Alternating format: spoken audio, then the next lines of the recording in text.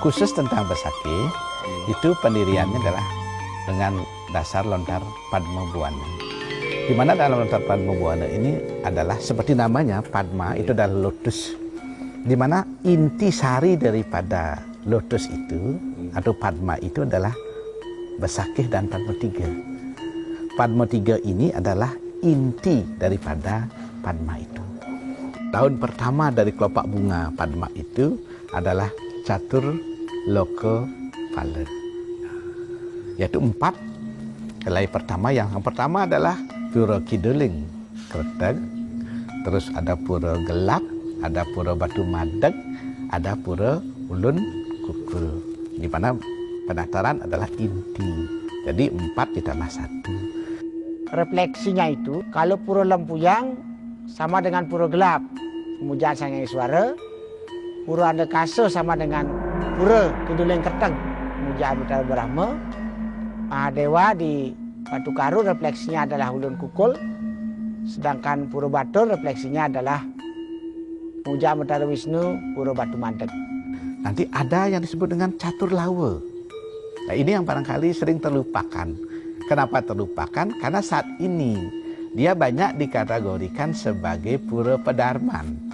Sebenarnya Catur Lawa ini tidak masuk ke dalam Pedarman murni, karena dia adalah lawa daripada Besakih sendiri.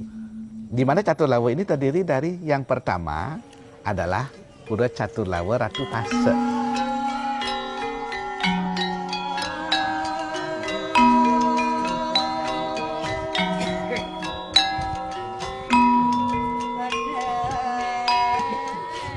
Yang kedua adalah Catur Lawa Ratu Dukuh.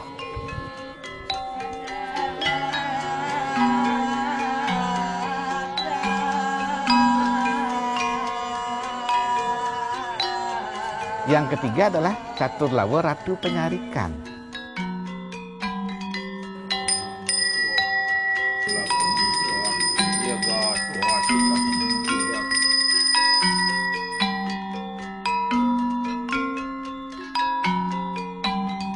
Yang keempat adalah Catur Lawa Ratu Pande.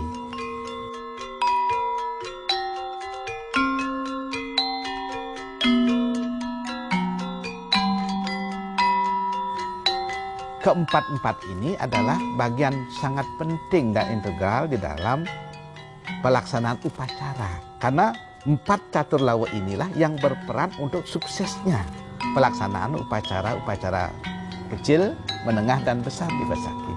Penyungsung pengemong-pengemong inilah yang nantinya akan bertugas menyukseskan proses upacara itu dari zaman keberadaan Pura Besakih itu sendiri sebagai kayangan jagat. Di samping itu, helai-helai yang lain kita bisa lihat ada Sad Kayangan. Sad Kayangan, kalau sudah menyebut Sad Kayangan, pasti dia jumlahnya harusnya 6 kayangan. Di Bali Sad Kayangan itu jumlahnya 9. Sad Kayangan itu tidak menentukan jumlah, tetapi menunjukkan ketuaan, keawalan keberadaan pura itu. Pura Besakih termasuk di timur laut. Di timur adalah Pura Lempuyang,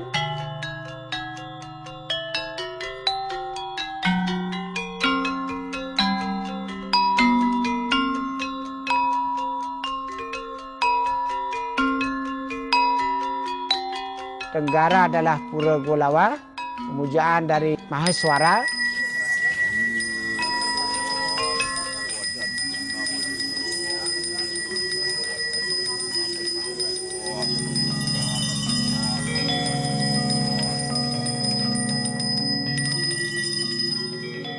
Di selatan Pura Andekasa, tempat pemujaan Dewa Brahma.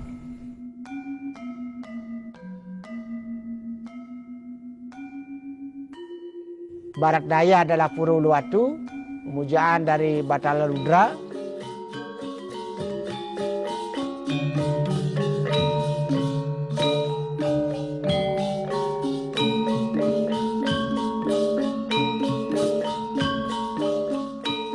Sedangkan di barat adalah Pura Watu Karu, pemujaan Mahadewa.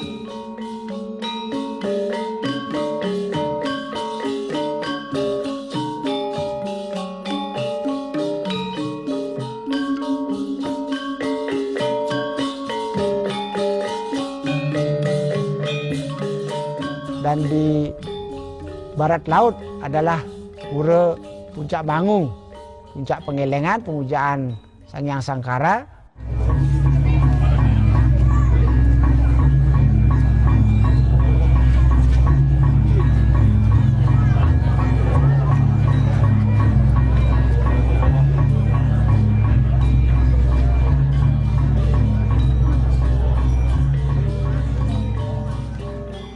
Dan di utara adalah Pura Batur, sedangkan di tengah sendiri adalah Pura Pusering Jagat yang berada di Pejeng.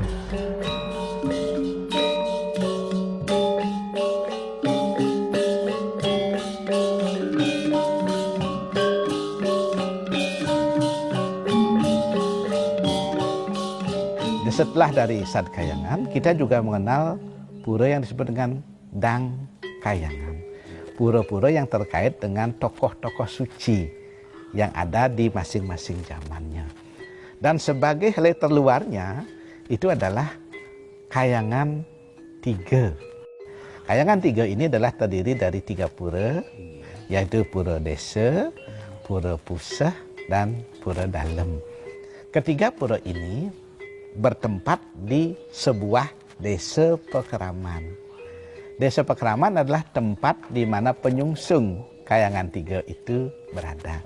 Inilah konsep Padmabuana yang dibuat oleh para leluhur kita dulu di Bali, yang menjadi benteng untuk bagaimana ajengnya Hindu dari pusat kerajaan sampai ke daerah penepi siring atau ke pinggir desa-desa di pinggir dari wilayah kerajaan itu.